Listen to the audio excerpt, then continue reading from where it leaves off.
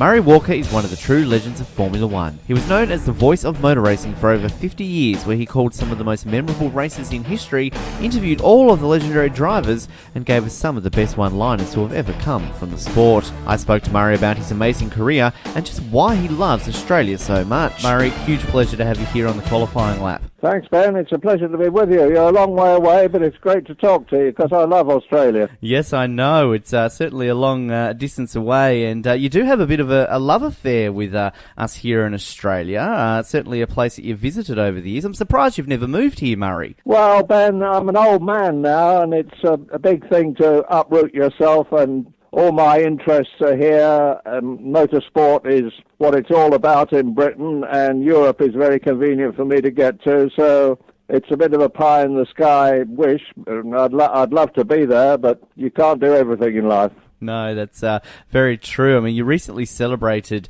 your 90th birthday. A happy belated birthday to you for that one. A bit of coverage, of course, on channels such as the BBC and a lot of celebratory coverage there. It's still amazing to kind of have all this interest still in yourself and your career, given that you've technically been retired now for over a decade. It's quite incredible to me, Ben, and I remember when I first went to Australia in '85, I think I've been 30 times since then, how delighted I was when I flew across Europe and I flew across India and I flew across Singapore and all these other places, and I landed in Australia and it was just like being at home. That was a long time ago. Yeah, I'm amazed that people are still interested in what I'm doing, because it's 2001 since I stopped doing any commentary on the Grand Prix, but I've been doing quite a lot of things subsequently. I write a column for a monthly magazine. I do quite a lot of stuff for the BBC, and I'm keeping my eye in on motorsport in general. Well, you've done some other stuff out here in Australia since you retired from Formula One. You came out and did the 2006 Australian Grand Prix, of course, on Channel 10, and you've done some coverage work with the V8 supercars. I suppose it's a case of having any excuse really to come out here to Australia to enjoy us down here. Well, I would love to do that. I've done a cruise all the way round, landed in, I flew to Darwin and then went all the way round and back to Singapore, and we called in at the Gold Coast, obviously, Brisbane, Sydney, Melbourne, Adelaide, Perth, and I've been lucky enough to spend time in all your major cities except Canberra. And I tell you what I have done, Ben, I've done the trip on the GAN, that fabulous train which goes all the way from Darwin down to Adelaide, and that was an incredible experience. Wow, that's something I've never even done, Murray. I could imagine that would be very eye-opening to kind of see everything along that train trip. Yeah, I think I may, Ben. I may have seen more of Australia than a lot of Australians have. I definitely would say you have. One such memory that I think would be great, obviously myself being in Tasmania, you did Targa Tasmania in 2003 with Colin Bond there and finished second in your category. Now, I've read your book. I believe this was a long-time dream of yours to do that race. I mean, how much of a great thing was that to do, and what memories do you have of Tasmania? Well, we started in Launceston, and as you say, I was with Colin Bond, who is Mr. Motorsport in Australia, and a wonderful, wonderful chap, lovely wife. And I sat beside him in the Toyota Camry that we were competing in, and we did virtually the whole of Australia, whole of Tasmania, pardon me, except I think the southwest corner is a bit difficult for some reason, Ben. There's no forest or something. Very thick forest, yes, indeed. Yeah.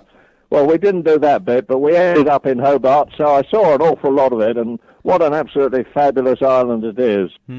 Yeah, it's quite fond of it myself, obviously, Murray. It's a great event, obviously, that we have here with that, and it's great when we get figures such as yourself to come out here. I remember the late Barry Sheene also used to come down and compete here. I had the pleasure of meeting him when I was quite younger, and it's a bit of a festival here in Tasmania. We do love our motorsport. Yeah, no, it's a great event. I'd love to see it again some of the time, and of course, Mark Webber does a lot down there. I don't know if he's still doing it after the time when he hit a car and broke his leg very badly, but he has this big cycle thing, doesn't he? Yeah, he certainly does. The Mark Webber Challenge, it's actually in about a month or so, I believe. So, it's great that he brings that down here, and gets all the people involved here in Hobart. And, of course, we used to have, way back in the day, the Grand Prix Festival at Longford as well. So we've got a big history here in Tasmania for motorsport. Great. Now, at the time of this interview as well, Murray, Sebastian Vettel claimed his fourth consecutive world championship. Now, how do you rate Vettel among the all-time greats, obviously at a very early stage in his career still? Well, he's right up there, Ben. There's a lot of controversy and dissension about Sebastian Vettel because he has only ever driven in Formula One, apart from one appearance for BMW, for the Red Bull team. And a lot of people over here, I don't know what they're saying in Australia, say that he's only world champion 4 times because he's been in the best car. Well, obviously he is in the best car, and obviously you can't do well in Grand Prix racing in Formula One if you're not in a car that will win. But having said that, Sebastian Vettel has got the best out of that car, and he's proved that he can win from pole position, he can win from further back on the grid, he can win in the wet, he can win in the dry, he can win when he's having to come through and pass people. He is a quite outstanding driver, and I like him immensely. He's got a great sense of humour, he's got a very nice personality, he works tremendously hard, and he richly deserves all his success, in my opinion. And yes, he is, I mean, if to win one world championship then is an incredible achievement. To win 2 or 3 is mega incredible. To win 4 on the trot, as he has done, has only been done in the history of Formula One by 2 other people, and they're 2 of the greatest of all time, Schumacher and Fangio. And he's right up there with him, and he's still only 26 years old. He's got a lot of time to go. He could break all the records and become the greatest of all time. It definitely looks like he's on that path. I know here in Australia, a lot of Australian Formula One fans also aren't really the biggest Vettel fans, given his teammate Mark Webber and the things that have happened along the road there with Sebastian. I mean, we saw that, I think, with Michael Schumacher too, that kind of for a period of time there, a lot of people were negative against Michael before eventually I think a lot of people grew to love him. Do you think that's the case with Sebastian, that over the years that people will grow to love him a little bit more than they do now? Well, I suspect not. Over here, a lot of people didn't like Schumacher just because he was German. There's good Germans and there's bad Germans, just as there are good and bad Australians and good and bad British people. And Vettel carries that problem with him as well over here. He's not going to change over the years. If people don't like him now, I suppose they won't like him in the future. But it doesn't change my point of view, Ben. I think he's a nice bloke, and I think he's a fantastic driver. Definitely. I also read recently some comments you said in regards to the people booing Sebastian. We've seen that on the podium. One thing that I found interesting at the Indian Grand Prix yesterday was his celebrations. It was great to kind of see the burnouts getting involved with the crowd, which then he's obviously been punished for, and Red Bull have been fined for that. Do you think it's a bit silly that they get fined for a bit of excessive celebrations? I mean, he's just sort of getting the crowd involved, surely. Well, no, I most certainly don't. I understand why it happened, of course, Ben. The FIA insists that the driver goes straight to Parc Fermé so that there can't be any changes to the car on the way round on the run-down lap that might be to his benefit. That's understandable, but to apply the rule and fine him for doing something as celebratory as a few donuts, which everybody applauded and admired and was very happy about, seems to me to be a bit over the top. But they would say, well, rules are rules and we have to apply them. If you don't apply them, it becomes chaotic. Having said that, I think it's a great pity they did. Definitely agree with you there. Now, on your commentating career, started out in motorbikes, of course, before eventually turning to 4 wheels and Formula One eventually. Did you follow much of Formula One before you ended up in the commentary box, or was it always just about the bikes? Oh, no. I mean, I've always been interested in all kinds of motorsport. My father was a professional racing motorcyclist before the war, and he won the TT and all the big continental races, and he would have been world champion in, I think, 1928 if they'd had a championship to the same rules as now. So I grew up in a motorsport atmosphere and was certainly passionately interested in four-wheel racing as well as bikes. And for instance, I was at Donington in 1937 and 1938 when my all-time hero, Tazio Nuvolari, won the Donington Grand Prix in the Auto Union, and when that great legendary driver Bernd Rosemeyer won the 1938 Donington Grand Prix in an Auto Union. My first broadcast for the BBC was the British Grand Prix in 1949, and that was the year before Formula One began. So I'm very much in touch with Formula One, and always have been, and before motor racing was Formula One. Could you have ever imagined the global spread that the sport has obviously gone on today? I mean, back when it started in the 1950s, I mean, it's gone on, obviously a huge development period. But I mean, was it something that you could always see the entire world falling in love with it the way it has? I don't think so. It's not something you consciously think about at the time. I mean, in the 1950s, we were just glad that the war was over and we got motorsport back again. And Formula One started off as just a few events in Europe, and as you rightly point out, it's become a global event, largely thanks to Bernie Ecclestone, I should say. I don't think we ever envisaged at that time, back in the 1950s, that it would become the global sport that it has. But it's massive now, of course. Yeah, exactly. Easily one of the most viewed sports in the world. Is there much of a difference when it comes to commentary style from two wheels to four wheels? They're mechanical objects, Ben, going round and round in circles at high speeds with the drivers and riders trying to beat each other. The commentary style doesn't change for bikes and cars, or at least it didn't for me. You tend to have a different commentary style for radio and television, because with radio, obviously, the people you're talking to can't see what you're talking about, and with television, they can. And you, theoretically, with television, talk less than you do with radio for that reason. But I was always so passionate, and I'd always got the adrenaline pouring out of me by the bucketful, and I was so enthusiastic that I'm afraid I hardly ever drew breath, irrespective of whether I was talking on the radio or on television. With the sport during the 1970s and early 80s, when you commentating it more full-time, obviously saw a big transition in safety measures along the way to help prevent a lot of serious injuries and fatalities that occurred pretty much all the time in the sport.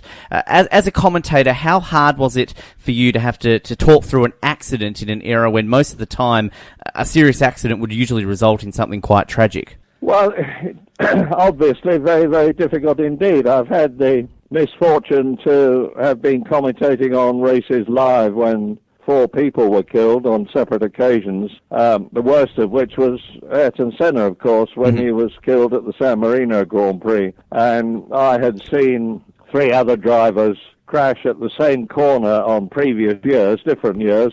Gerhard Berger had crashed in the Ferrari, and he was not only unconscious in the car, but it was on fire. And I had seen Michele Alboreto and I had seen Nelson Piquet all crash at the same place and get away with it with minimal injuries. I managed to get Gerhard Berger out of the car before he was hurt. So when Senna crashed, my immediate reaction was, gosh, that's a big one. But then I quickly realized that it was far worse than that. But the problem, Ben, was that you have a television picture in front of you. You are in the commentary box. Nobody is giving you any information because they probably haven't got any, so you certainly haven't. And you cannot, on the one hand, say, oh, my God, this is terrible, I fear it's terminal, for obvious reasons. Nor, on the other hand, can you say, don't worry, folks, I've seen 3 other people crash here in identical circumstances, and they were all perfectly all right. I'm sure he will be. And you have to somehow walk the invisible line between those 2 extremes. And in my case, I was getting some pretty unpleasant pictures pumped into my monitor from Italian television, but we were fortunate with the BBC in that for the first time ever we had our own camera unit there, and we were able to cut away and show pit lane stuff. But the answer to your question, and I've been very long-winded about it, I know, is that it is extremely difficult, but that's where experience and knowledge hopefully carry you through. What about the aftermath of the whole Senna incident? And we've seen footage, I believe it's on YouTube, of where you were crossed live to on the news on BBC to sort of talk a little bit more about it. Is that a very difficult period kind of after the race and then having to talk more about it on the news that night? And is it just a case of you want to go back to the hotel and just kind of forget it all happened? Well, it is difficult, Ben, but to be pragmatic about it, it's no more difficult than someone having to talk about the death of some other personality that's been involved in a fatality for nothing to do with motorsport. Having to talk about someone as famous and as much liked as Senna was in the past, when it's happened just an hour or so before, is not easy, but that's what you're there for. That's your job. Yeah, and I mean, technology advancements over the years since the Senna accident and the safety involved in the sport increased a great deal over the years. I mean, what are some of the biggest technological advances in Formula One that you have enjoyed over the years, and what to you is the single biggest technological advance? If people say to me, what has changed most in Formula One since you started talking about it when it began in 1950, I always say safety, thanks to three people in particular, Bernie Ecclestone, Max Mosley, and Professor Sid Watkins, who transformed the whole situation. And when I began in the 1950s, Formula One cars were lethal instruments. There were no protection for the drivers at all. The drivers wore linen trousers, T-shirts, a linen helmet. They didn't have a crash helmet. They didn't have safety belts. The cars didn't have any crash protection built into them. They had petrol tanks all around them and behind them. There were no runoff areas. The medical facilities were minimal. In many cases, there weren't crash barriers, and the crowd was lining the roads. So it was incredibly, incredibly dangerous. And it was par for the course for 4 or 5 and sometimes more people to be killed every season. And the attitude in those days was the throttle works both ways, and if you can't take the heat, keep out of the kitchen.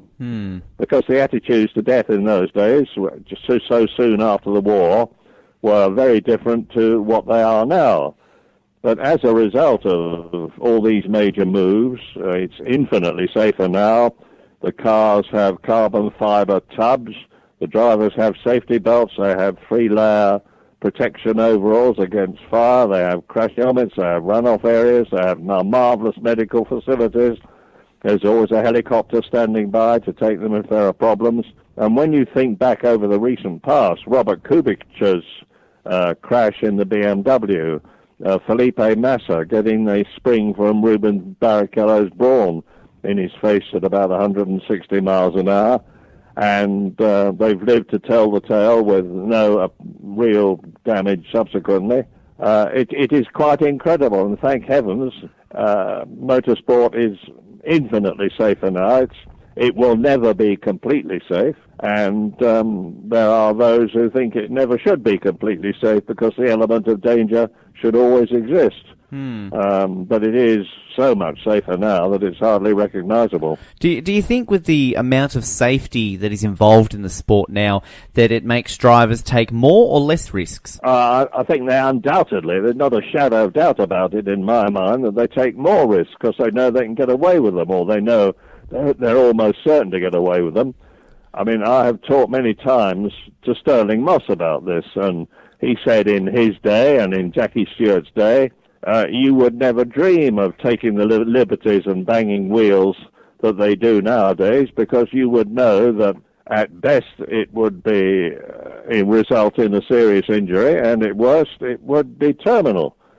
But that doesn't exist now. The drivers know subconsciously that they're infinitely safer than they were, as a result of which they take much greater risks. No doubt about that at all. And do you feel that makes for better and closer racing? Oh, not Not necessarily, Ben. No, I don't think so. I mean, the racing is a lot closer now than it used to be because the cars are so much more reliable and because the performance of the cars is so much closer. I mean, if you think about it, the difference now between the pole position time of somebody in a Grand Prix, typically Sebastian Vettel, and the chap who's last on the grid, perhaps Max Chilton in the Marussia, is about 4 seconds. And that's 4 seconds over a roughly 2.5 mile lap, which takes roughly 1.5 minutes to do. It's virtually nothing. So the performance of the cars is so much closer now. It's the racing is a lot more, I think, a lot more interesting, but not necessarily more exciting. What are your thoughts on things like KERS and DRS? Do you think it makes artificial overtaking, or are you a fan of it? Yes, it does make artificial racing, but if you had the cars with petrol tanks that would last the whole, with fuel that would last the whole race, and tires that would last the whole race, you do get very dull racing. You can get very dull racing because that's what we've had in the past, and I've had to commentate on it, and it's pretty dreary. And I really welcomed refueling because it was something that broke up the race, and it was something interesting and exciting to talk about. And for the same reason, I think I very much applaud the fact that Pirelli have to supply now tires with 2 different characteristics, and that the cars have to make a tire stop at least once during the race. It spices it up. Yes, it's artificial, but if you had it absolutely natural, as I've said, there is always a danger that it's going to be a lot less interesting. How did you find those? That's a very controversial point of view, but that's mine. Yeah, I think it's a very interesting topic that I love hearing a wide variety of opinions on it. How did you find those boring races, let's say, and particularly ones that nothing much happened? I mean, what do you do in those long periods where you're having to find lots of different things to talk about when nothing much is happening on the track?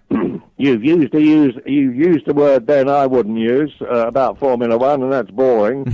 There is no such thing, in my opinion, as a boring Formula One race. There are processional ones, yes, but there is always something interesting and usually something exciting to talk about if you know where to look. And nowadays, television commentators, with all the commentating aids that they have got in terms of screens which show them exactly where all the cars are, and readouts about the sector times and captions on the screen, there are a multitude of things that you can be talking about. And you can always, the producers are very much onto this now, and there have been races in the recent past where you saw very little of Vettel because he was out in front all the time. So they're looking for something interesting and exciting to show, and they can find it. Now, we're talking about technology in Formula One. Technology in the commentary box obviously advanced a great deal over the years during your time in the sport. What were the biggest changes that you had that helped your job, and were there some that really actually made your job harder along the way? Well, there was nothing in the technology that I can remember that made my job harder. I mean, when I started, God, I'm sounding like Methuselah, aren't I? But when I started, I had to do all my own timekeeping with a clockwork stopwatch. Start it when the cars go by, stop it when the cars come back again, while you're talking. And the lap scoring used to be done by a chap standing beside me, writing numbers down on a piece of paper while they went past, which inevitably can lead to mistakes and problems. Nowadays, all that is done electronically for you. You get an enormous amount of information pumped into the commentary box through 2 or 3 different monitors that you can look at, and through your earphones, because while you are commentating, Ben, there is a producer who is talking to you a lot of the time, and it's often quite difficult to listen to a producer talking to you about what he wants to do and what he wants you to look out for, while you are talking about something else to millions of people all over the world. Yeah, I can definitely imagine. I mean, obviously your relationship with James Hunt is very well known during that time in the commentary box, and recently the movie Rush, which has come out and doing great things around the world. Have you managed to see it yet, Murray? Has it brought back a lot of memories? I'm about the only person in Britain who hasn't seen it, I think, Ben. All the people I know who've seen it in motorsport have been enormously impressed with it. An awful lot of films like that take liberties with factuality, but Rush doesn't. Ron Howard, who was the producer, went to an enormous amount of trouble to make sure that all the racing stuff was as accurate as it could be. They've taken a liberty with the fact that in the film, Niki Lauda and James Hunt are enemies, didn't like each other.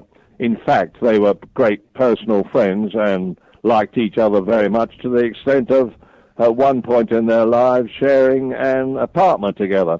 But Ron Howard has gone on record as saying, look, this film about Formula One has got to appeal to a couple of elderly women, old-age pensioners, sitting in a cinema in the rain in Des Moines, Iowa. And he said they know nothing about Formula One, they don't care anything about Formula One, and it's my job to entertain them and inform them about Formula One. And I think he's done a brilliant job. It's a very good film. I'm sure you've heard a lot of people say that, Murray. And I think it's certainly opening up a lot of people's eyes to the enigma. I like using that word. That was James Hunt. And obviously you had a very close relationship with the man. Yeah, I did. Quite apart from the time when I knew him when he was racing. I had him in the commentary box with me as my pundit, to use a word I hate, for 13 years, at least 16 times a year for 4 days at a time. And if you multiply 13 by 16 by 4, you get a very big number. Indeed. Well, actually, one of our listeners sent in a question sort of related to James Hunt and co-commentators. Mitchell Betts wanted to know, does it make things easier or harder having a co-commentator in the box, and particularly an ex-driver in James and also later on Martin Brundle? Well, when I was told that I was going to have James Hunt in the box with me, I was not at all happy, because I had been doing it myself for 2 years, and my belief at the time, quite incorrectly as it happens, was that this was the thin end of the wedge and I was going to be kicked out next year and James Hunt was going to be taking my job over.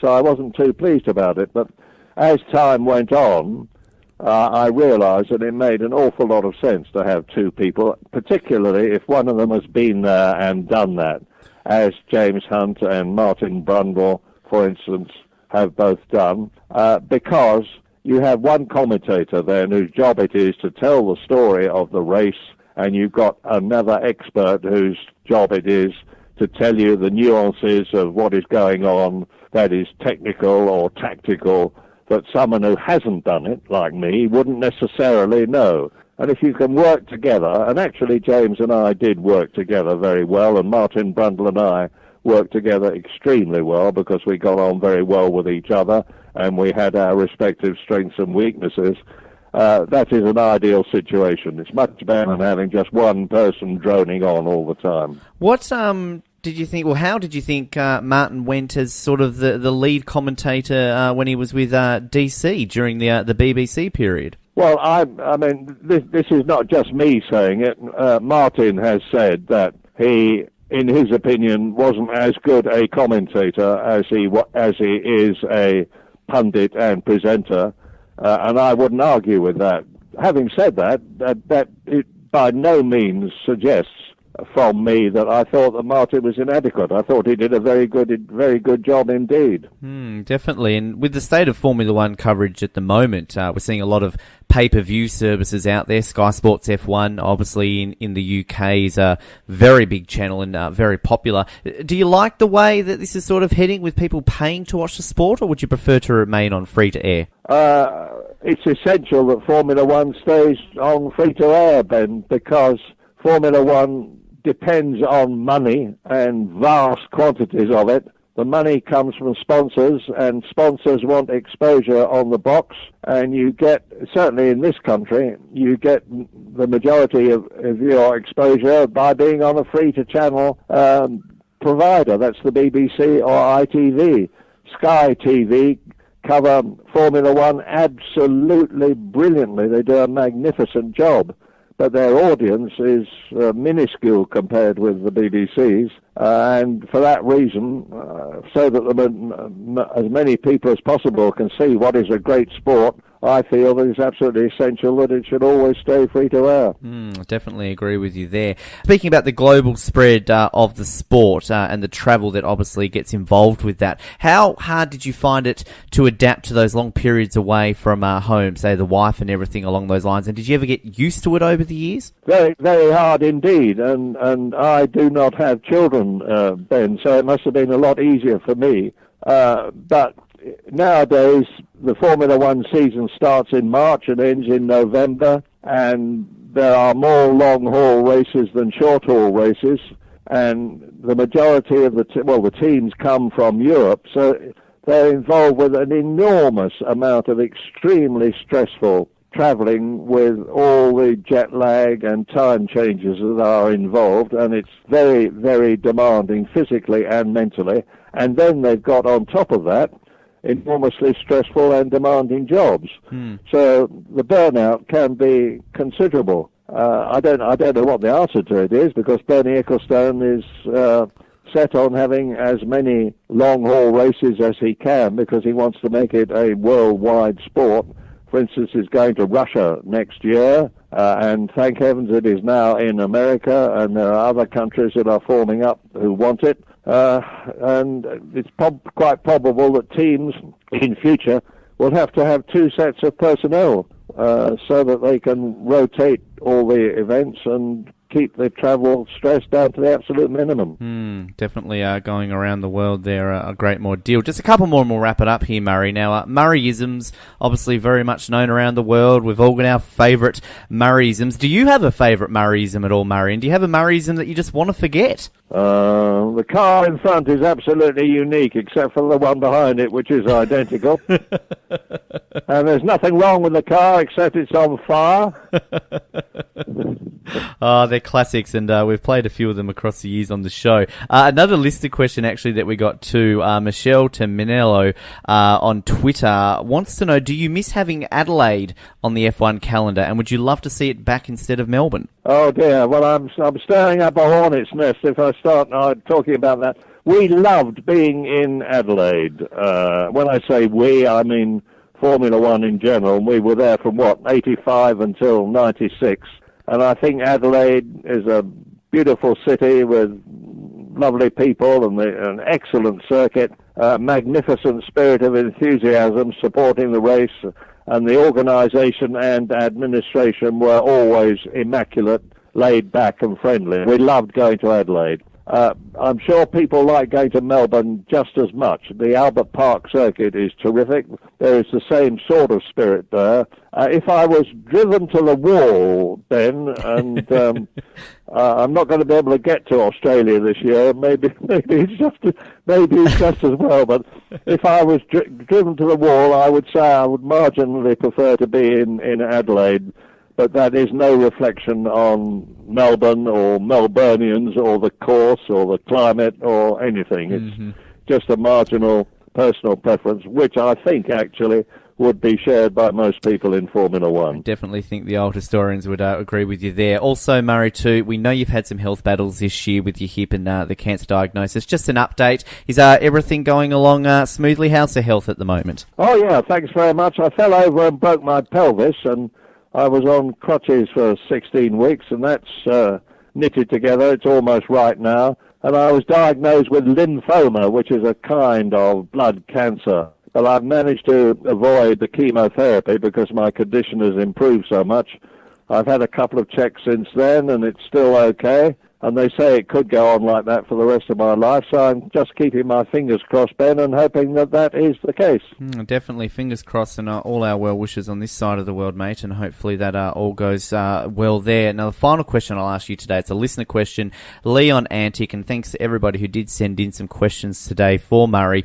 He says, this is a question, Murray, no doubt you get asked all the time, but who to you is the greatest Formula One driver of all time? Yeah, well, I do get asked all the time, and my answer is always the same, Ben. You can't really compare objectively drivers from one generation with drivers from another, because they were driving different cars on different circuits, to different regulations in different circumstances, and there is no common yardstick you can measure them against. Was Jackie Stewart better than Senna? Was Jim Clark better than Prost? You can argue until you're blue in the face, but you can't prove anything. All you can do is give a subjective point of view, and my subjective answer is that Juan Manuel Fangio, the great Argentinian who was world champion 5 times, and not only world champion 5 times, but was world champion for 4 different constructors. And Michael Schumacher didn't do that, and Sebastian Vettel hasn't done that, and Alain Prost didn't do that, and nor did any of the other greats. In my opinion, Fangio is the greatest of them all. But you can argue about it until you're blue in the face, and because very high up in my list is Sterling Moss, and he never won the World Championship. But that's a reflection, in my opinion, on the World Championship, and certainly not on Sterling Moss. Indeed. It certainly is one of those topics, Murray, that everybody will always debate over beers and everything else along the years, and it is certainly one that fans of F1 do like to talk about. Murray, absolute honour having you here on the program. People listening to this, of course, can read Murray's monthly column in F1 Racing every month. Murray's autobiography, of course, always available in leading bookstores. If you haven't read that in some time, I highly recommend it. It is a great read. And Murray, again, a massive pleasure having you here on the show, mate. Best of luck with everything for the future, and hope to see you here in Australia once again sometime in the future. Thank you, Ben, and God bless Australia.